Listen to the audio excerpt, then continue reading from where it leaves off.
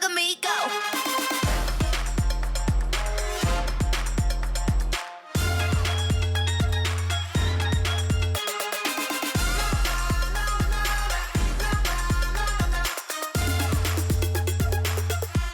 Look at me go. Apa khabar geng? Salam sejahtera. Selamat datang ke Bulungan Burn kembali untuk minggu yang baru, dan minggu ni banyak yang kita nak sembang, dan hari ini aku ditemani oleh dua tetamu istimewa. Aku tak mahu lengahkan banyak masa sebab masih untuk Mas. Dan hari ini aku ada seorang fan Arsenal yang ada dekat studio yang dikenali dengan nama dekat YouTube, dekat TikTok sebagai Fakput, ataupun nama penuhnya adalah Fakri Putra. Apa khabar Fakri Putra? Dan juga bersama dengan Bersama dengan Studios Tinker Studios. Tinker Studio. Aku terlupa sebenarnya. Tu aku tanya kau. Aku nampak pakai baju tu. Yeah. Anak buah Adli Syahri Ramli je ni. Ex-bos aku dulu. Dan juga Amin Fuad yang setelah sekian lama ni memang dia kontrak dengan kita. Setiap bulan memang kita orang dah tie kontrak dengan dia. Tak boleh lari. Tak boleh lari. Loan ke apa? Bukan. Apa dia? Bukan loan. Dia Permanent ke? dipinjamkan kepada kita, tapi gaji ni kita tak bayar. Dia punya bos lama bayar, ataupun klub macam raya lah. Macam raya dekat Arsenal macam itulah. Amin Fuad sihat? Sihat, Alhamdulillah. Okey. Macam biasa. Alright. Kita tak mahu lengahkan banyak masa sebab aku nak ingatkan kepada korang semua bahawa kita ada platform podcast untuk korang dengar Berbulu Dengan Burn. Setiap satu episod akan diuploadkan ke Spotify, ke Astro Go, of course, itu secara visual yang kau boleh tengok, dan juga di Apple Podcast dan di Shock Podcast. So semuanya adalah platform di mana korang boleh dengar versi penuh. So tak ada alasan untuk korang terlepas BDB, walaupun korang terlepas tengok live, ada platform untuk korang mendengar dan juga menyaksikan Berbulu Dengan Burn, okey? Bukan Berbulu Dengan Burn saja, borak-borak botak, bola itu live, semuanya ada di platform-platform Spotify, Shock Podcast, Apple Podcast dan juga Astro Go. Tak mahu lengahkan banyak masa guys. Tarian ataupun The Last Dance, tarian terakhir Klopp dan Pep, 12-11, 7 seri. Jom kita saksikan sama-sama. What a title race this is turning out to be. Now, two of the main contenders go head-to-head.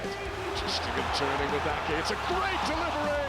Darwin Núñez clutches into the post. That's a clever ball, and Stones at the front post has been able to smuggle it in.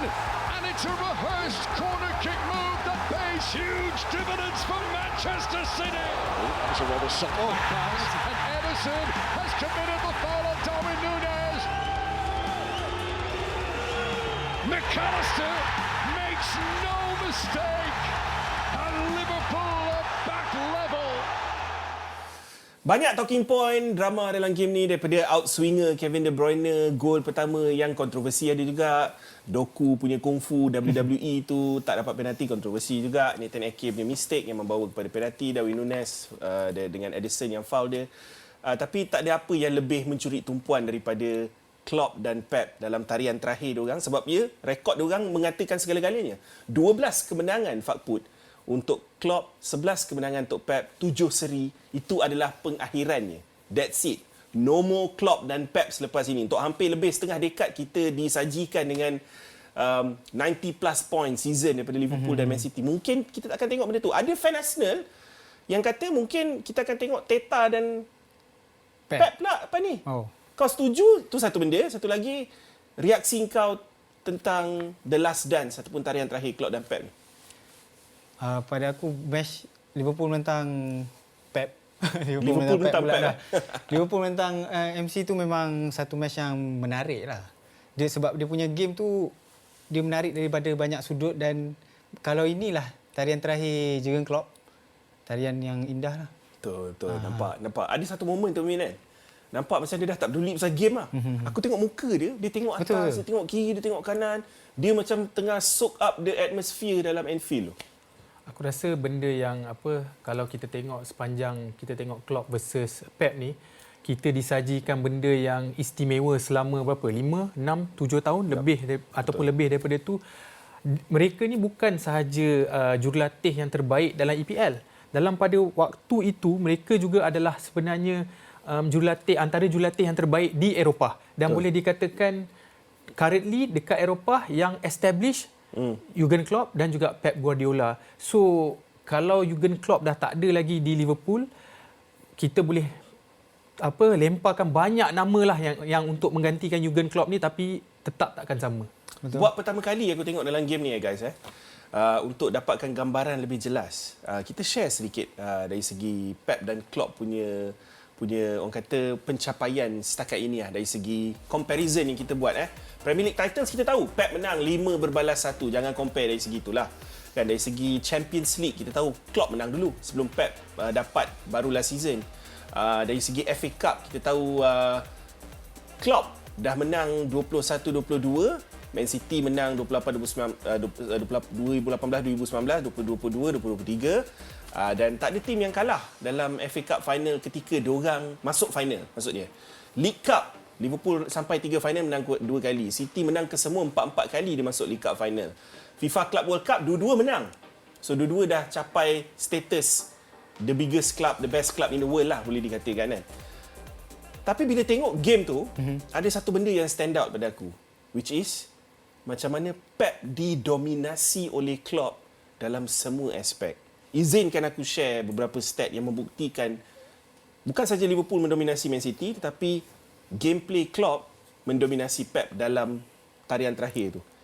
Stat ni adalah possession, of course semua tahu 53% berbalas 47%, 19 to 10 shots untuk Liverpool kelebihan. Ketepatan hantaran pun Liverpool lebih 85%.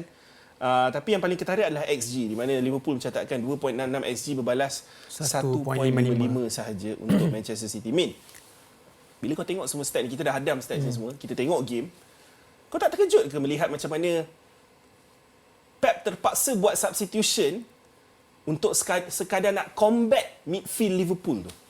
Itulah bila kita tengok kalau kita tengok perlawanan tu 10 minit pertama kita nampak 10 minit 15 minit pertama lah kita nampak Manchester City macam kita tahu macam mendominasi perlawanan dan cuba untuk take Liverpool punya team dekat Anfield. Tapi lepas tu especially dekat second half kita nampak apa yang berubah dalam separuh masa kedua tu adalah sebenarnya Joe Gomez. Joe Gomez tu sebenarnya satu key player dalam second half. Sebab apa? Sebab masa separuh masa pertama dia main 3 di belakang, dia tolak yang budak muda belah kanan tu naik ke atas jadi 3 di belakang, Conor Bradley. Tapi second half kalau korang perasan Joe Gomez ditolak untuk masuk ke bahagian midfield supaya dia dapat overload midfield tu, dia dengan Endo, supaya dia dapat tolak Szoboszlai ke atas sikit. Betul. Sebab kalau Szoboszlai tak ada berada di atas, Liverpool terpaksa main long. Bila Liverpool terpaksa main long, dia akan hilang bola cepat. Jadi bagi aku sebenarnya separuh masa kedua tu Joe Gomez tu yang sebenarnya merubah keadaan tu. Dan kalau kita nak cakap pasal dominasi jaranglah kita nak tengok Rodri, KDB didominasi oleh midfield Liverpool yang bagi aku ni second string lah. Betul. Sebab dengan Harvey Elliott, Endo, tapi Endo pun kita tahu dia dah main dalam first team lah. Actually to be fair boleh dikatakan first string jugalah sebab Harvey Elliott main wide right. Yes, main correct, betul. Right forward. Yang betul-betul main tengah is Szoboszlai, McAllister dengan Endo. Correct. Betul. Which is boleh kata first choice jugalah. Aku setuju dengan kau. Memang ramai first team player dia tak ada. Of course kau tak ada Alisson, kau tak ada Konate, kau tak ada Trent, kau tak ada Salah, kau tak ada Jones, kau tak ada Jota. It's a big loss. Betul. Kan? Tapi Faput, bila kau tengok macam mana macam dia cakap tadi, the difference is kuncinya adalah perubahan watak Joe Gomez tu yang diinspirasikan oleh siapa? Oleh Klopp in game management dia. Kan? Dan kau nampak hampir serta-merta reply daripada Pep apabila dia terpaksa keluarkan KDB untuk memasukkan Kovacic semata-mata untuk combat isu di mana diorang kena run over gila-gila dekat midfield tu. Dan even lepas KDB keluar, kita boleh tengok dia ada sedikit argument dengan Pep tau. Yep. Kan? Siap ada pegang-pegang kepala lagi. Tapi itu agak intense lah kan. Betul. Tapi macam Min disebut nama Joe Gomez. Tapi pada aku selain daripada midfield trio Liverpool yang betul-betul perform, kita ada Luis Diaz. Yep. Luis Diaz yang boleh nampak dalam game ni dia memang relentless lah. Dia ada, as Arsenal fan nampak dia ada sedikit vibe Prime Sanchez kat Arsenal. Bagi aku dia chaos lah dalam game tu. Betul. Dia boleh menjaringkan 1-2 gol at Lebih chaos least daripada Darwin Nunez? Lebih. Chaos yang baik. Lebih kurang Walaupun dia silap-silap boleh hat-trick tapi terlepas banyak peluang juga kan. Betul. Dan bila tengok Luis Diaz main, tak tahu kenapa dia rasa macam bawa satu rasa nafsu minat bola yang dah lama macam hilang tau. Sebab tengok Arsenal, kita tak ada magic moment yang Luis Diaz tu create tau. Bila aku tengok game Liverpool tu, aku jarang tengok game selain Arsenal lah. Tapi bila tengok Luis Diaz main kan, dia punya magic, dia punya dribbling tu kan buat macam ada orang lagi kata dia benda punya ni? dia punya X Flat. vibes lah. Ha. Senang cerita Kyle Walker itu Kena boring. lawan Rashford dia tenang. Lawan Luis dia tak tenang. Lain cerita kan. Lain cerita. Okey, satu lagi benda yang aku nak petik yang macam kau cerita pasal KDB kena pocket dengan Endo tu kan. Ada satu klip yang tengah tular sekarang yang Sky Sport ke apa share kan, yang tunjuk setiap satu duels ataupun perebutan yang Endo menang. Aku Dan ada nampak dalam klip tu aku nampak minimum ada 3 kali. 3 kali KDB kena dispossess ataupun dia tak dapat bola sebab Endo menafikan dia, memintas dia atau apa saja cara sekalipun lah, interception dan sebagainya. Adakah kau merasakan Endo ni, okay, kita dah tak boleh kata underrated sebab dah minggu-minggu dah ramai dah start puji dia. Tapi kau rasa dia ni macam seorang player yang lambat padas sebab yelah dia dah lebih 30 lebih tahun. Klopp nak cakap dalam IC dia kau check betul-betul, silap IC dia tak betul. Sebab dia main dengan energi dia, intensity dia ibarat player yang berusia 25 tahun. Bagi aku Endo ni aku dah cakap benda ni banyak kali lah. Kerja dia sebenarnya bukan kerja mudah tapi kerja yang underrated. Yang kau dapat off the ball daripada KDB, lepas tu Liverpool boleh terus serang. Kau release lah. Maksudnya dia menyenangkan kerja yang susah. Faham tak maksud aku? Maksudnya benda tu dia menyenangkan pasukan Liverpool untuk menyerang. Maksudnya tak ramai orang nak buat kerja tu tapi dia sanggup. Maksudnya orang tak nampak pun sebenarnya. Kalau Sky Sports tak keluarkan klip tu, silap-silap kita tak tahu pun berapa banyak kerja, berapa banyak touches yang dia dah buat dalam game tu. Aku nampak lah tapi aku tak terfikir. Bila kau tengok secara pantas setiap satu involvement dia, baru kau nampak betul-betul impact dia. Tapi pasal KDB pula, drama yang kau sendiri sebut tadi Fakut, yang kau nampak dia terpaksa ditenangkan 2-3 kali. Pep sampai kena pergi duduk dengan dia dekat bangku simpanan tu, nak tenangkan dia. Lepas tu dia tunjuk ke sini, tunjuk ke sana pada coaches dia. Okey, ini pendapat aku lah. Kenapa KDB dikeluarkan? Simple. Physicality. Sebab dia kalah physicality dalam game tu. Dan mungkin susah nak argue dan susah nak terima hakikat bahawa KDB bukan KDB yang sama lagi dah. Dia sama, dia akan berusia 33 tahun. Adakah faktor usia dah mula memainkan peranan? Okey, mungkin senang kita nak kata after 1-2 games. Tapi still kau boleh rasa macam yes, bila KDB buat magic dia world class. Tapi kekerapan tu dah makin kurang. Okey, ya betul sebab umur dia pun dah meningkat kan. And then dia kan baru balik daripada injured yang lama kan. So dia punya pick up untuk dapat dia punya form yang betul-betul performance peak dia tu belum lagi lah kot. Mungkin dia kena main lagi after dia baik daripada injury ni. Bagi aku KDB senang je. Kalau kau nak nampak dia efektif, Man City kena pegang bola. Dalam game tu Man City tak boleh pegang bola. So bila Man City tak boleh pegang bola, itu yang Kovacic masuk. Sebab Kovacic masuk untuk retain possession tu. Sebab dia tahu KDB kalau pegang bola dia semua akan risiko lebih tinggi sebab dia lebih atas daripada pemain-pemain macam Rodri yang mungkin pegang ataupun sentuh lebih banyak bola. Betul. Kita cerita pasal gol pertama ni sebab bila tengok KDB buat outswinger macam tu dan macam mana Nathan Ake menarik defender di near post dan John Stones hadir dekat situ untuk tap in saja adalah sesuatu yang diraikan oleh Pep. Sebab aku nampak Pep pandang kepada Carlos Vicens, tak silap aku, dengan Jack Wilson, dia punya analytical set piece coach dengan tim dia kat sana, seolah-olah mengatakan berjayalah benda ni function kan. So itu menunjukkan pada aku yang satu, City menjaringkan satu gol yang dirancang dengan tepat, tapi masih lagi ada orang kata tanda tanya. Ada orang kata ada yang bangkitkan isu offside, mengaitkan dengan apa yang berlaku dengan Van Dijk masa final Carabao dan sebagainya. Pendapat kau, Mi? Aku rasa benda tu rutin gol. Maksudnya dah dipraktiskan banyak kali dalam training ground. Sebab tu kau cakap dia ada tengok dekat dia punya set pieces coach, dan kita tahu setiap pasukan ataupun especially pasukan-pasukan besar ni memang akan ada satu atau dua orang pegawai atau bukan pegawai lah, staff analysis yang akan fokus kepada rutin set pieces ni. Betul? Bagi aku. Betul. Haaland one shot on target. Okey, tapi sebelum kita cerita Haaland, aku nak cerita pasal insiden melibatkan Doku dengan McAllister tu dulu. Sebab benda tu adalah sesuatu yang bagi aku tak masuk akal. Sebab anywhere on the pitch, di mana-mana di atas padang, itu adalah satu foul. Tak masuk akal sebab high foot. Okey. High foot yang kaki dia Kena dada. hentak dada McAllister. Ada yang kata dia menang bola, memang aku nampak dia ada win the ball juga. Tapi at the end of the day, kau high foot dalam kawasan penalti. Dan itu adalah dangerous play.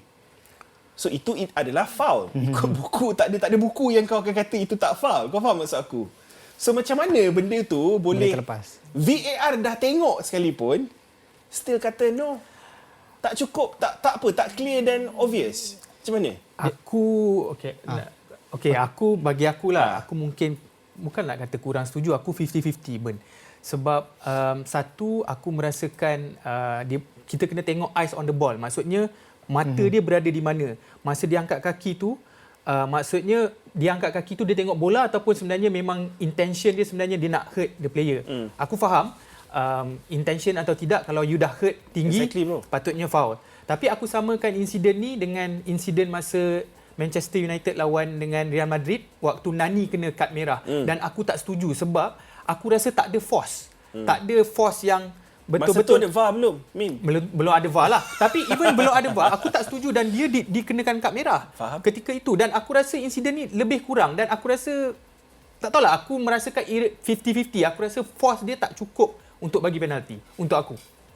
Force dia tak cukup Maksudnya dia angkat kaki, dia bukan betul-betul tolak kaki dia. Jadi so bagi kau tak cukup, bahayalah. Maksud kau tak cukup. Sebab aku dengar macam-macam justifikasi merepek daripada media dan sebagainya. Ada yang mengatakan ball to start, dada ke start dan macam-macam. Yang cuba untuk menafikan. Sebab aku tanya kau, kalau benda ni berlaku dekat mana-mana ruang padang, Fakput, di mata kau, adakah itu akan dibunyikan whistle dan diberikan free kick? Sebab tu Nani kena kad merah. Betul. Waktu itu. Dan memang Dan aku sebenarnya tak setuju. Sebab aku merasakan dia cuba untuk menahan bola instead of sebenarnya dia nak angkat kaki untuk fahamin. tendang tu. Aku faham kau tak setuju, tapi berdasarkan loss of the game sekarang, Angkat kaki tu tinggi is it a foul or not? Adakah ia penalti atau tidak? Itu yang aku nak tanya kau sebenarnya. Okeylah, I can say kalau berdasarkan rules and regulation sekarang, foul. Tapi aku tak setuju dengan that kind of rules and regulation. Okay, fair. So sepatutnya penalti lah. Yang mana yang angkat kaki tinggi? Ya. Ni lah, ni Fakput tengoklah. Kita dah roll video ni. Tapi mata tu, adakah mata tu menunjukkan niat dia? Dia niat atau tak niat? Fakput, zaman sekarang ni niat ke tak ada niat, tak peduli dah. Ya. Kau faham maksud aku? Faham. Handball yang tak berniat pun boleh kena penalti, bro. Ini kan naik kaki setinggi itu okey, dia sekarang ni bila Mungkin tak cukup tinggi. Dia okey, kan orang kata kau clumsy, kau reckless. Kan? Aku boleh kategorikan benda ni dalam kategori reckless. Sebab kau dah tahu bila kau naik kaki setinggi itu, risiko dia macam mana? Sebab kau main high intensity football, high speed, benda macam tu, especially dalam penalty box. Betul? Tapi Ben, kalau kita tengok dalam keadaan intensity yang tinggi, memang sebenarnya sebagai seorang pemain bola sepak, naluri kau tu akan bergerak macam tu sebab bola dekat situ, kau akan tak pergi ke situ. dinafikan. So sebab tu aku tak agree dengan rules and regulation faham. yang Tapi ada. naluri satu benda. Tapi bila dah berlaku accident, contoh dalam hidup kita, kan? Naluri kita bukan Betul untuk bukan niat aku nak melanggar kereta kau ataupun bontot kau, kan? Ya. Tapi kadang-kadang kecuaian aku boleh membawa kepada melanggar kereta kau. Adakah bermaksud aku tidak dikenakan hukuman yang setimpal dengan kesalahan aku? Atau mungkin kaki yang dia angkat tu tak cukup tinggi. Okey. Kalau ikut rules tinggi dia tinggi, Itu dah cukup tinggi kena lah tinggi tu. kena Dah kalau start ke arah dada kepala tu. kot, Ben. Takkan nak tunggu sampai ke kepala baru nak bagi foul dia. Come on, ada. Mungkin. Agak-agak dia. Okey, tak apa. Kita move on. Satu lagi. Van Dijk, pocket Haaland. Haaland tak silap aku, yang aku ingat satu shot je dalam first half tu. Di mana Van Dijk tarik dia sampai angle dah terlalu tight. Mudah untuk Kelleher buat save. Macam mana kau nampak, okey, kita dah puji dah performance Van Dijk this season. Tapi Haaland makin kerap aku tengok dalam big games dia hilang tau. Kecuali lawan United lah. Kecuali lawan Man United lah. Okey. Tapi adakah kau merasakan bahawa this second season ni ada sedikit struggle untuk Erling Haaland? Tapi dia perform kan masa main EFL. Dia Lawan Luton.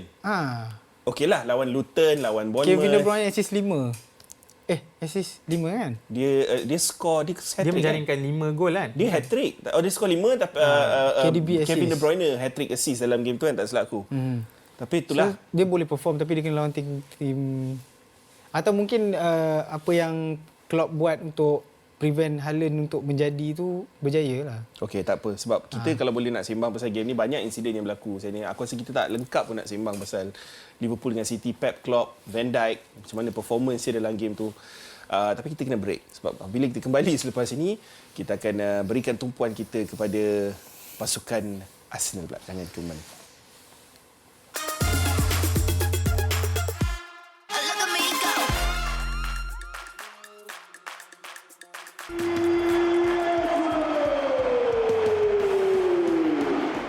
Wellington again from White, and there's the open goal.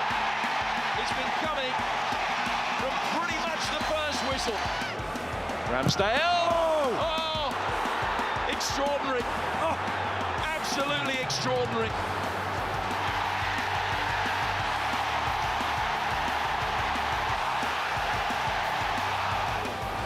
Ødegaard again, clipped in for Havertz.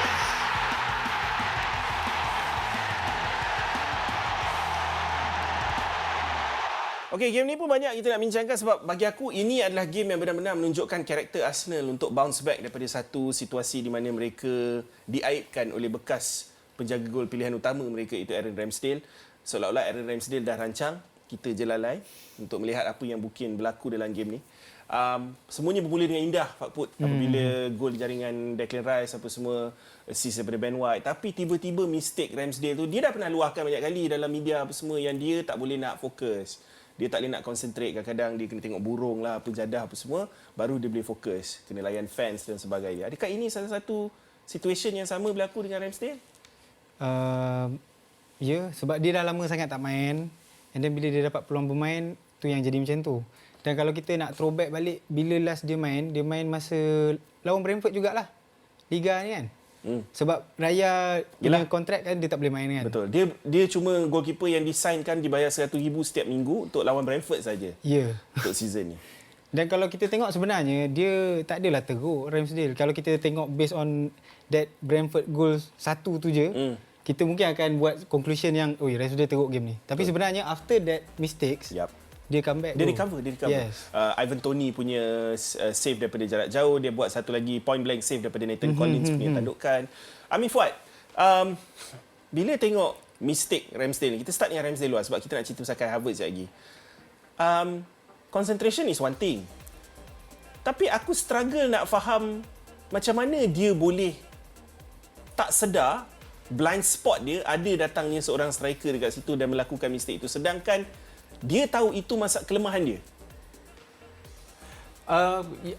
Mungkin itulah salah satu sebab kalau nak cerita macam kita tengok save ni kan, kita tak nafikan sebenarnya shot stopping dia sangat-sangatlah bagus. Betul. Tapi dari segi dia punya ball to feet, itulah sebabnya Arteta pernah cakap kenapa dia sign David Raya. Sebab dia lebih yakin dengan kebolehan David Raya untuk memegang bola dan untuk distribute dengan lebih baik. Walaupun kita tahu awal musim David Raya sendiri pun struggle. Mungkin dia masuk ke klub Arsenal yang mungkin environmentnya berbeza, klub lebih besar. Tapi kita nampak David Raya sekarang dah more comfortable. Dan inilah sebenarnya kenapa David Raya number one compared to Ramsdale. Okey, Kai Havertz, satu topik yang menarik sebab aku dah buka topik ni dekat social media.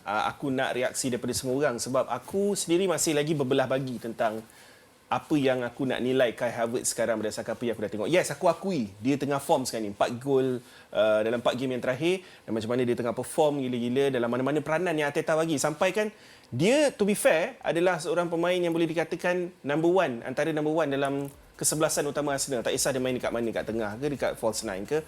Kau tengok rekod dia pada musim ni sahaja, 27 game yang dia dah main, 31 total shots, 8 goals, which is quite good, assist 3 kali, lebih daripada 10 penglibatan gol Amin Fuad untuk Kai Havertz. Tapi adakah kita dah bersedia untuk mengatakan jelmaan Kai Havertz daripada Bayer Leverkusen tu dah mula menunjukkan potensi dia ataupun sekadar orang kata dalam bahasa Inggeris purple patch, which is form sementara?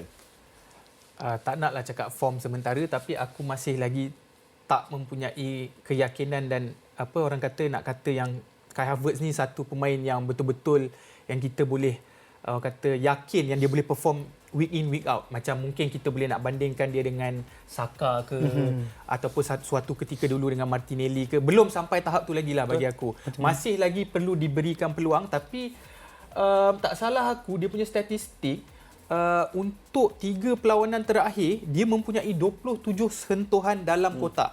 So to be fair to him, dengan formasi Arsenal ni, dia diletakkan di pelbagai posisi. Kadang-kadang dia main nombor 10, kadang dia main nombor 8 dan game ni dia main sebagai seorang penyerang dan gol ni sebenarnya menunjukkan yang betapa bagusnya Havertz ni secara fizikal dan di udara untuk menjaringkan gol. Jadi itu kelebihan Havertz lah kalau kau tanya aku. Betul. Nampak agak ketara macam mana peranan Havertz dalam sistem Arteta ni dan timing dia melakukan lompatan itu juga untuk menanduk masuk gol dan hantaran daripada Ben White. Okey, kita nak lihat juga reaksi dekat social media daripada korang yang aku dah up tengah hari tadi untuk tanya korang daripada Matthews Isaac ini dekat Twitter.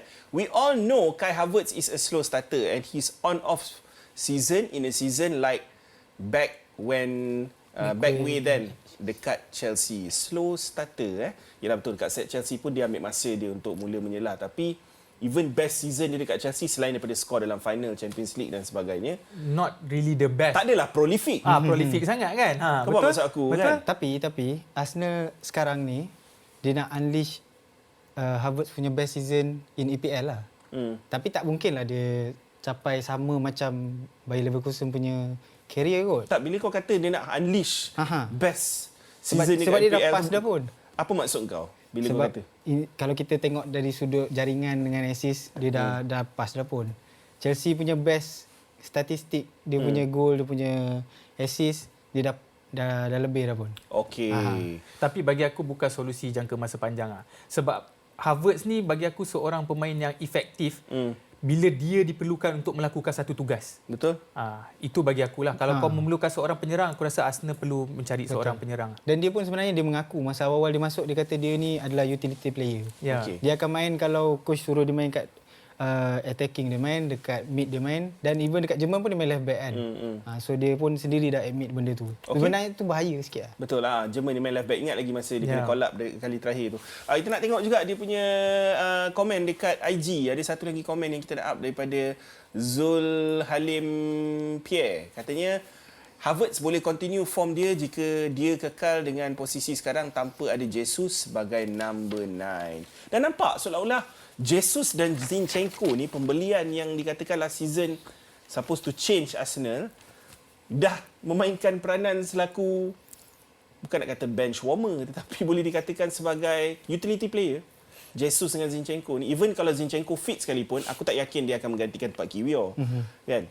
Kalau Jesus fit sekalipun, dia tak akan menggantikan tempat Havertz sekarang ni. So, adakah korang melihat bahawa Havertz, suka tak suka, yang dikritik hebat dengan nilai perpindahan 65 juta pound dan sebagainya pada awal season, adalah first choice Arsenal di peranan false nine? Tu aku cakap tadi, bukan long term punya solution lah bagi aku. Dan kalau kita tengok awal musim, bukan aku je, aku rasa ramai orang yang kritik sebenarnya Havertz ni, dan menurut tak salah, menurut Athletic punya website, Havertz ni dikira, kalau dia orang buat voting lah, Havertz ni dikira pembelian yang paling teruk pada awal season. Dia orang, bukanlah awal season, ketika 10-20 game ketika itu. Dan bagi aku ini satu benda yang kita kena telan lah. Orang macam aku kritik, tapi kita kena accept yang dia sekarang tengah on form. Okay.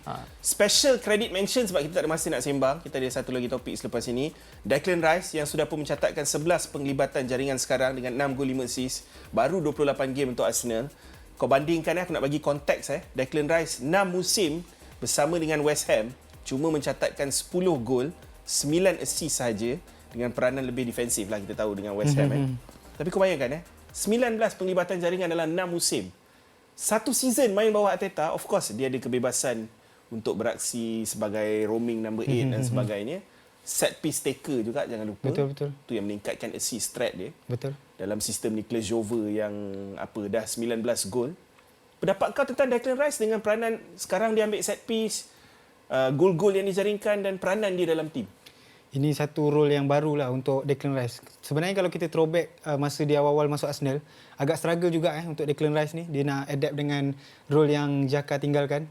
Memang dia tak boleh pun. Fans Arsenal macam, Declan Rice bukan pengganti Xhaka. Kita tak jumpa pengganti Xhaka. Tapi slowly bila Partey injured, sebenarnya Partey injured dan Jorginho masuk, itu yang buatkan Declan Rice unlock dia punya potential sebagai nombor 8. Okay, ni last season je. Last season dengan West Ham, 37 games. Kau tengok kat situ lah, 6 saja penglibatan jaringan dia. Ini dah 28 game, 9 game kurang daripada time dia dengan West Ham last season. Dah 11 penglibatan jaringan macam aku cakap tadi lah kan. Dan semua output dia dari segi attacking, shots, shot accuracy, touches in the box, semuanya meningkat. Kecuali key passes saja yang kita nampak kurang sedikit dekat situ, sebab ialah kau ada player macam Jorginho, ada Odegaard dalam tim. Semuanya dikongsikan lah dari segi key passes yang dilakukan kan.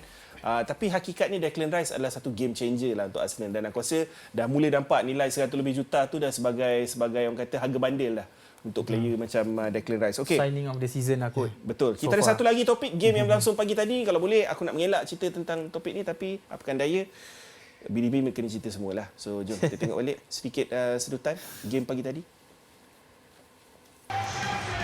It is the third meeting this season. Newcastle looking for a Premier League double after demolishing Chelsea in the North East in November 4-1.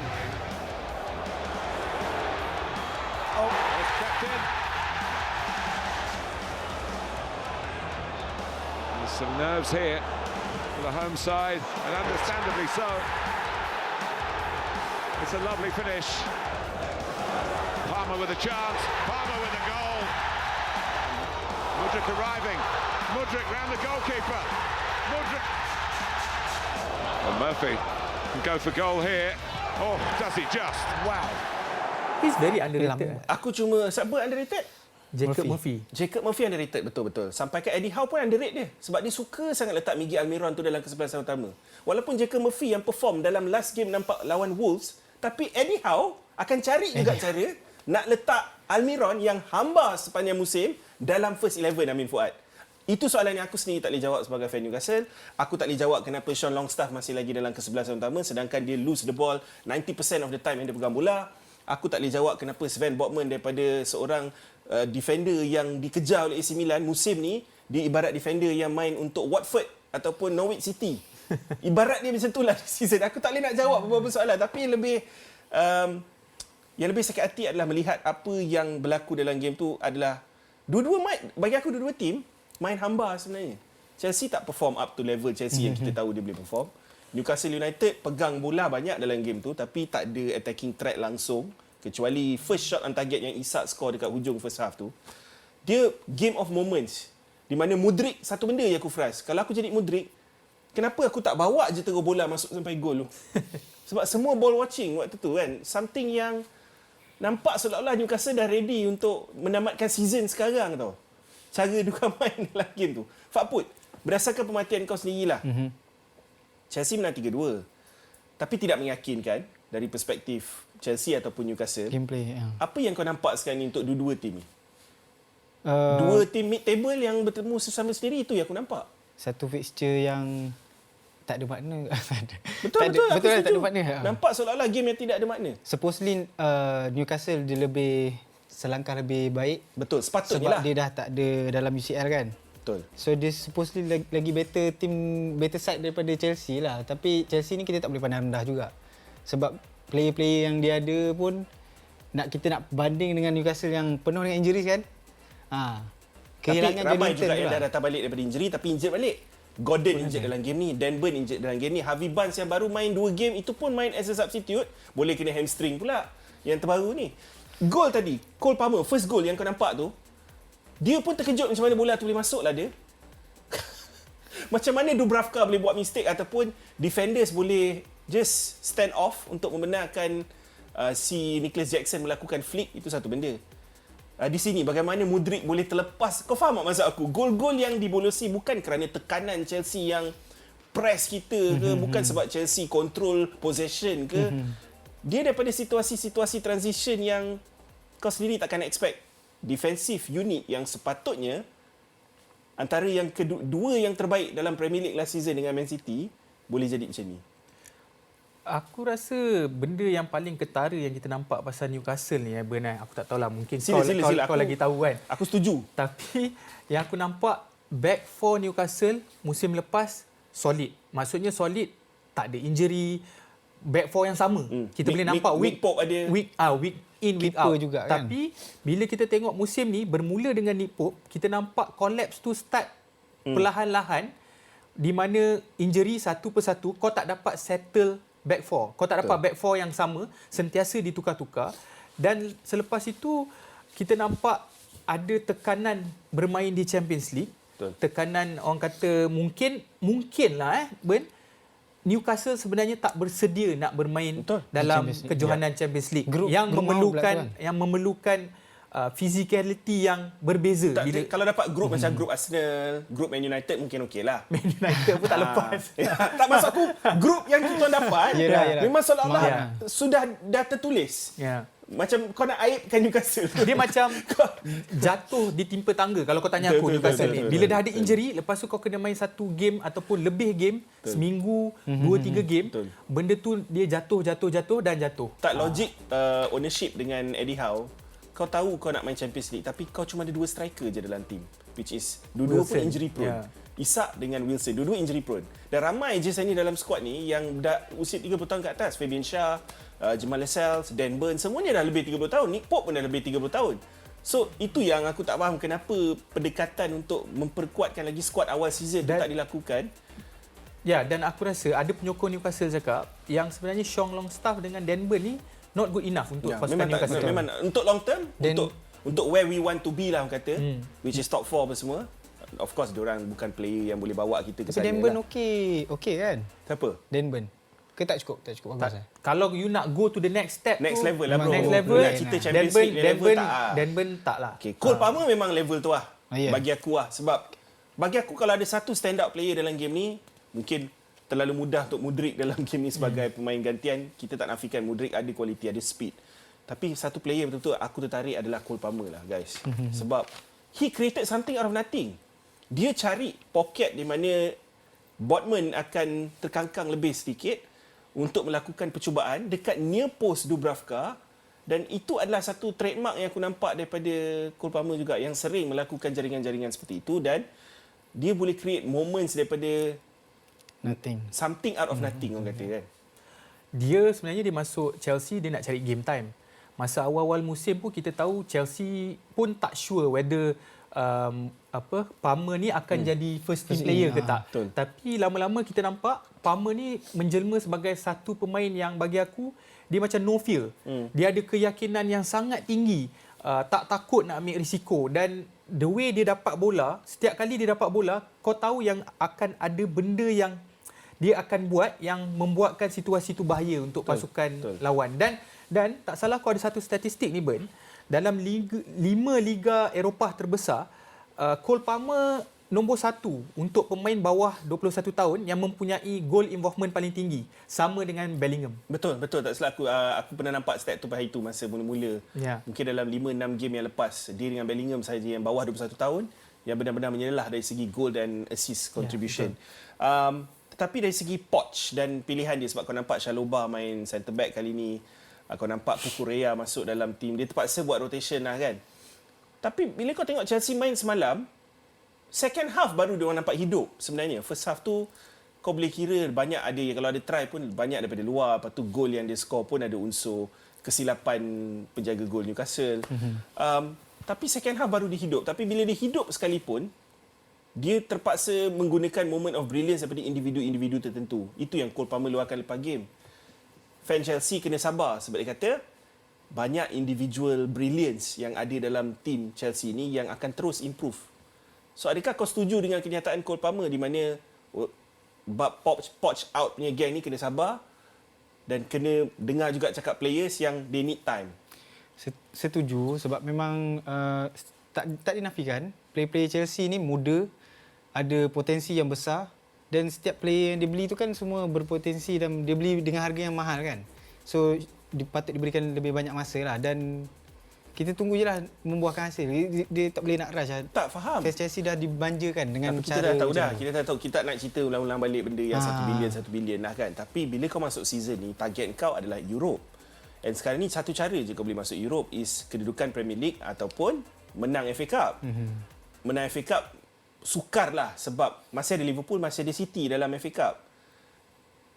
Top 7, top 6 tak jauh. Chelsea ada game in hand sekarang ni. Kalau dia menang, dia akan memintas Newcastle. Dan mungkin cuma 5 mata daripada kedudukan ke-6. 5 mata dengan baki 9 game, mungkin ada yang akan kata jauh. Dekat.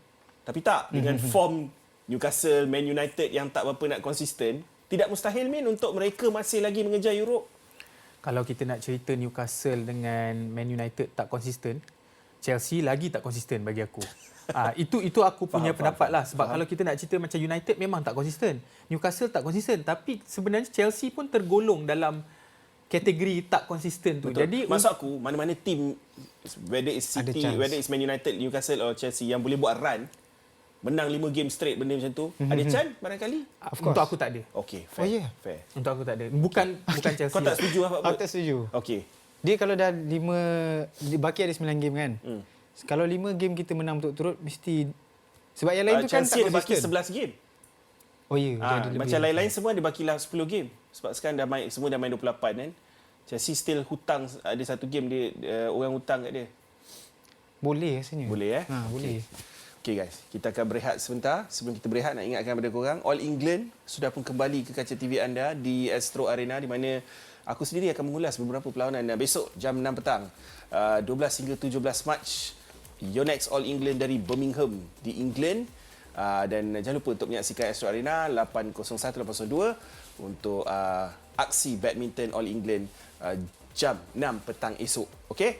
Alright, kita akan berehat sebentar bila kembali selepas ini lebih tentang bola sepak Liga Perdana Inggeris. Jangan ke mana-mana. Look at me go.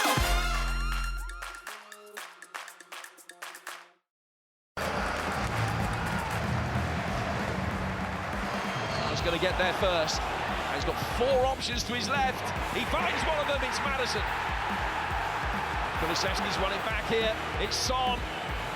Johnson. It's 2.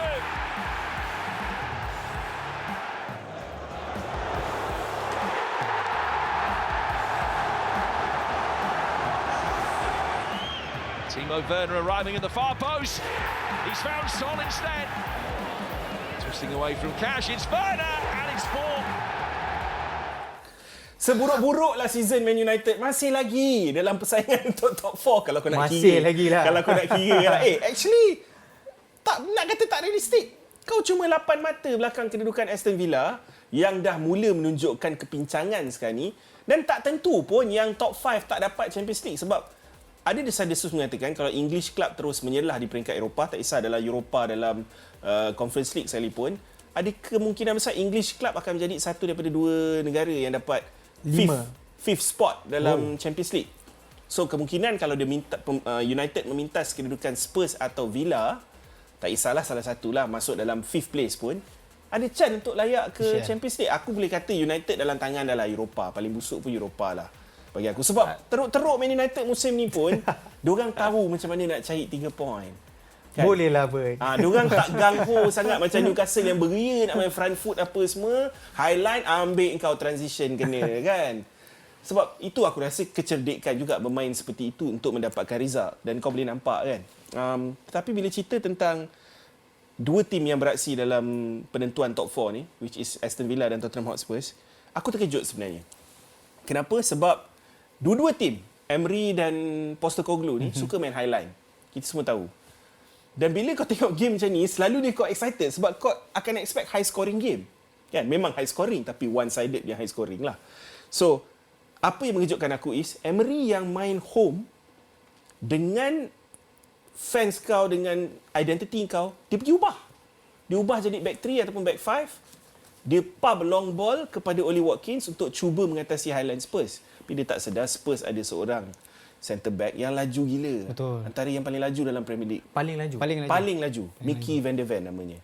So adakah kau rasa itu kesilapan percaturan taktikal daripada Emery yang orang kata play to the hands of Postecoglou lah? Aku rasa silap lah dia nak main back 5. Sebab bagi aku tu terlampau macam berhati-hati. Seolah-olah macam dia cakap aku tak nak kalah dalam perlawanan ni. Aku kalau seri pun aku macam dah happy. Jadi bagi aku tu memang kesilapan taktikal lah.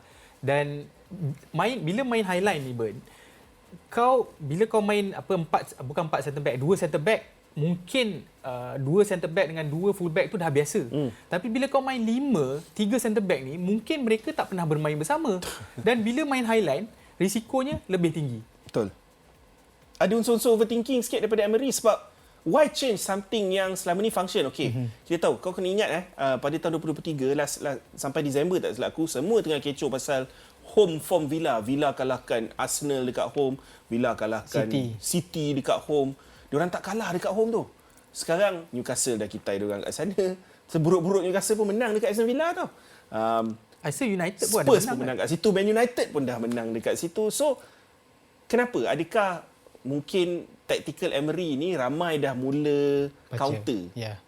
Kau rasa? Mungkin sebab dia ada aku tengok tu satu tu ditunjuk Emery masa dekat Arsenal. Dia tahun 18-19 tu kita boleh tengok macam mana Arsenal awal-awal okey. Run sampai 22 game dia straight win. Tapi hujung-hujung dia tercedok. So the same thing happen lah untuk Emery kali ni. Betul. Dia macam tak belajar daripada kesilapan lah. Okey. Dan Emery kalau nak tahu perangai dia, masa kat Arsenal dulu dia suka bereksperimen juga. Ni mungkin perangai orang Sepanyol kot. Okay, mungkin. good point. Tapi apa yang menarik perhatian aku is what happened between John McGinn dengan Destiny Udogie. Sebab, okay fine, kau ketinggalan no issue, kau boleh kejar. Sebab kau main home, kau still ada lebih kurang 20-30 minit untuk kejar kedudukan 2-0 kau ketinggalan dengan Spurs. Ya, gol pertama James Maddison. Tetapi, selepas itu kau nampak Brandon Johnson pula skor. Tapi John McGinn, kau selaku captain, kau pergi rempuh Destiny Udogie dalam game ni. And kau tahu dia punya muka tak malu dia, bro. Lepas dia dah rempuh, itu memang excessive force gila-gila ni lah. Tapi dia dah hati nak stay dekat padang tunggu. Tengok VAR ada masuk, ada batalkan dia punya kad merah ke. Kau bayangkan dia punya muka tak malu, dia nak menunggu.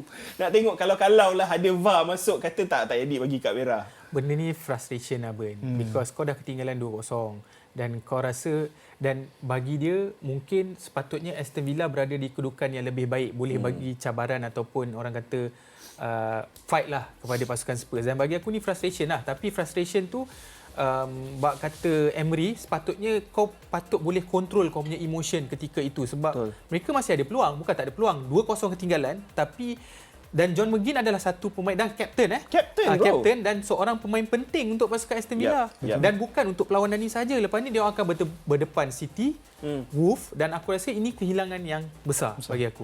Betul. Lepas tu bila kau tengok dalam macam mana performance yang ditunjukkan oleh Villa yang okey, kita admit performance dia hamba dalam game ni. Dia kalah 4-0 dekat home. Tapi fans dia, kau bayangkan kau fan Villa ni, last season masa Emery Fofa datang, kau dekat relegation tau. Okey? Lepas tu dia yang bawa korang naik balik apa semua. This season kau dalam top 4, kau kalah game ni pun kau still dalam top 4. Betul-betul. Fan dia 10-12 minit sebelum game atau 15 minit sebelum game habis, kau boleh nampak stadium dah kosong. So, okay, aku tahu Arsenal antara tim yang banyak mengeluarkan fan daripada stadium. Okay. Terutama ni stadium lawan. Macam fans West Ham half time dah keluar, fans Sheffield United half time dah keluar sebab dah kena teruk. Tapi, kalau kau fan Villa, kau tak rasa ke diorang ni terlalu over? Sampai, kau top 4 tu. Kau bukan tim nak kata setiap musim kau dalam kedudukan top 4. Betul. Kau tak rasa? Kalau by stats, season Villa kali ni, sebenarnya Villa overperform. Sebab kalau kita nak bandingkan dengan season-season sebelum ni, Yelah, macam Newcastle last season lah. Diorang buat apa yang Newcastle buat last season. Itu je sebenarnya persamaan dia. Ya, betul tak? tapi ini season terbaik Villa. Kalau kita nak bandingkan dalam sejarah IPL, ini season terbaik dia. Betul. Tak dinafikan. Tapi belum habis lagi lah. Betul. Kalau top 6 pun bagi aku dah pencapaian yang sangat baik untuk pasukan Aston Villa. Jadi bagi aku penyokong bola sepak ni sebenarnya memang mana-mana pun sama. Fickle minded, bila dah ada kat atas jadi lupa diri. Betul. Tak, Kan? sebab kenapa aku nampak Villa punya trajectory ni sama macam Newcastle juga? Sebab masa Newcastle first take over Eddie Howe dapat time relegation. So dia steady the ship. First season dia, half season tu dia dapat 11th place. Lepas tu second season dia top 4. Sekarang tengah struggle lah. So Villa ni dalam transition season dia yang kedua bawah Emery. And kau still dalam top 4. Of course kau akan ada game yang kau kena lauk dan sebagainya. Benda tu benda normal kan. Cuma yelah aku faham konsistensi Villa tu tak sama seperti last year. Kan? So mungkin orang risau perlahan-lahan. Sekarang ni Spurs dah ada advantage. Kekalahan ni bermaksud Spurs ada game in hand. Kalau dia menang game in hand tu, dia akan mengatasi Villa dalam kedudukan top 4. Tapi it's still not too late lah. Kan? Kau still ada 10 game untuk mengubah nasib kau. Dan Spurs kena lawan City, Arsenal dan juga Liverpool. 3 game berturut-turut. Jadi aku tak rasa senang juga untuk pasukan Spurs. Betul. Dari perspektif Spurs, Postecoglou dan mungkin awal season ramai merasakan Spurs ni akan challenge for title. Fan dia pun beria lepas 10 game top of the table kan. I'm sure North London punya drama antara fans tu memang selalu kecoh kan.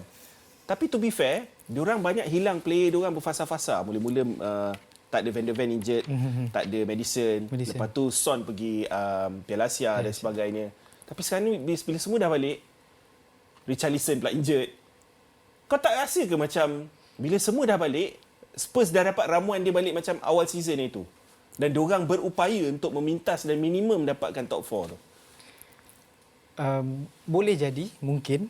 Tapi as an Arsenal fan, tak kot. Okay. Sebab form yang dia bawa dulu, Pedro Porro pun dah ni balik juga Dah he's kan. back.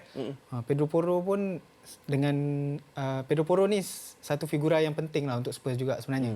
Sebab dia bawa taktikal yang daripada awal season dia terapkan right back inverted tu kan. So mungkin boleh, tapi mungkin juga tak. As Arsenal fan tak payahlah, tak payah. As a Arsenal fan. Ya, aku rasa 3 perlawanan yang dia kena lawan City, kena lawan Liverpool, Arsenal 3 minggu berturut-turut. Aku tak rasa Spurs dia punya run of games je mungkin lebih susah daripada United dan juga Aston Villa. Tapi bergantung juga sebab Man United lawan Fulham pun boleh jadi bahaya. Betul. Itu sebabnya dalam hati kau masih optimis kan, Min kan? Well, sebagai fan Man United. Aku tak rasa dia orang akan top 4. Aku rasa mungkin Aston Villa ada sedikit advantage. Okey. Cun, kita nak tengok fantasy Premier League sebab masa tak mengizinkan. Kita nak laju-laju tengok kedudukan fantasy Premier League, point yang aku dah kutip setakat ni. Sebab game week belum habis lagi. Kita masih lagi ada satu game week. Kalau kau nampak point aku 44. Dan percaya atau tidak, aku ambil -8 minggu ni dan aku masih dalam perjalanan untuk mendapatkan green arrow, which is aku akan naik ranking aku. Walaupun aku ambil -8, aku bawa masuk Kerkes, aku bawa masuk Doughty, aku bawa masuk Morris menggantikan Haaland. Gila tak gila? Sebabnya Haaland tak main blank game week 29 ni. So aku nak take advantage semua tim yang main double. Tu yang aku ada 5 player yang masih lagi tak main yang akan terus meningkatkan point aku. Tak kisahlah menang ke kalah Luton atau Bournemouth.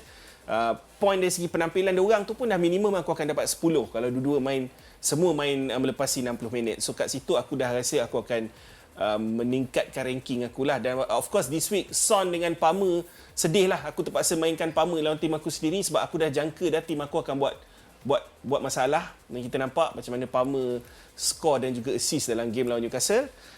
So point aku setakat ni 44. Ranking aku dah naik sedikit. 1694 adalah total point aku setakat ni. Okey. Amin Fuad ni pula. Ni teruk ni rasanya ni.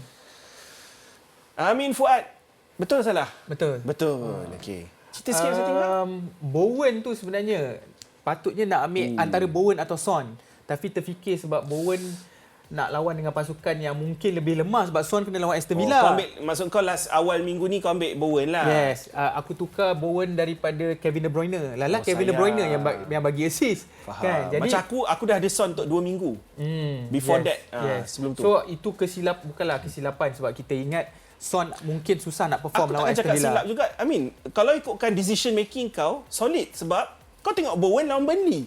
Ya, betul. Son lawan Villa, Ya. away. So, of course atas kertas, Bowen lawan Burnley lebih menyelah daripada Son lawan Villa. Dan aku menjangkakan kenapa aku masih lagi ada Foden dengan Haaland. Aku menjangkakan Liverpool lawan City tu macam high scoring game. Betul, good Jadi point. that's why aku biar Haaland berada di situ dan aku tak buat transfer dan mungkin minggu depan sebab mungkin either free hit ataupun mungkin aku buat tolak 4 atau tolak 8. Sebab aku ada 2 free transfer. So, kau ada berapa player yang akan main untuk game week 29? Setakat ni mungkin 3 kalau aku buat 2 free transfer, 5 kalau aku buat tolak 8 mungkin aku dapat 7. Okey, aku sekarang dah ada 7. Kalau aku ambil -8, aku boleh dapatkan 10. Okey. Sebagai aku confirm -8. Aku nak save free hit dengan wildcard tu sebab aku rasa lebih penting untuk game week 30 ke atas. Okey, seterusnya. Kedudukan Liga Fantasi berbulu dengan Burn 1848 Football God. Tuhan segala bola sepak. Muhammad Zahid Zahri, tengok terbatuk aku sampai aku sebut nama dia. Joe Lipas, Amir Zuhairi, Amirul Ashraf, Sean Tam, Wenger Zipper semakin turun ke tempat keempat. Alpha Hakim Syarin, Warrior Endo Galacticos, Wagih, Wan Shazwan, Eliano Rossi, Hasim Sosali dan juga Hakimi Dizaid. Semuanya antara kedudukan top 10 ketika ini, nama-nama yang tidak asing lagi dalam kedudukan BDB. 1694, 1778. Okey. Ada cara untuk try kejar walaupun agak jauh lah. Okay, antara player bundle yang aku nak ingatkan, aku nak share dengan korang sebab this week, game week 29 ni cuma ada 4 game. 8 tim saja yang akan beraksi sebab ada FA Cup kan. So, Anthony Langgan antara player yang aku nak highlight sebab bukan saja harga dia harga bundle tapi bagi aku segala attacking Nottingham Forest ni melalui dia. Of course akan start dengan Gibbs White, dan Elanga ni adalah kira dia punya focal point yang dicari. Tak kisahlah Hudson-Odoi ke Gibbs White. Aku rasa kalau lawan Luton and kau expect Nottingham Forest akan score, dialah first choice player yang aku letak dalam team. Dan dia dalam kategori midfielder, harga murah, dan even selepas game week 29, jadual untuk pasukan Forest ni cantik dari segi untuk attacker. Kau boleh nampak game-game akan datang dia. Lawan Man United, lawan Brighton, semua tim yang serang bocor kan. Yang ni Wisa. Yes, Wisa. Seorang like Wisa yang akan lawan Man United dengan Brighton. Kenapa aku suruh pilih dia? Jangan pilih dia kalau tak ada Tony. Bagi aku Tony still first choice. Dia second player yang kau boleh letak di samping Tony kalau kau berani. So bagi aku dia ni jenis player yang kalau dapat chance memang dia akan try. Dia bukan jenis yang akan cari. Tapi Ben, lepas kau, kalau katakan kau ambil -8 kan, kau dapat 10 pemain, adakah kau akan wildcard minggu ke-30? Minggu ke-30 ke 29? Lepas game week ni lah. Adakah kau akan wildcard? Sebab banyak player yang... Betul. Tapi aku cukup 11 player. So aku akan menunggu untuk wildcard game week 31. Sebab kat situlah dia punya switch of fixtures dia. Okay. So bagi aku, plan aku wildcard 31, free hit 34, bench push 37. Sampai di sini saja Min, masih tak mengizinkan. Terima kasih kepada Fakput, terima kasih kepada Amir Fuad, terima kasih kepada anda semua. Ingat, kita bukan pandit, kita bukan expert, kita sekadar minat bola sepak macam korang. Terus layan berbulu dengan Ben. Minggu depan banyak lagi topik-topik menarik. Ciao, cincau. Look at me go.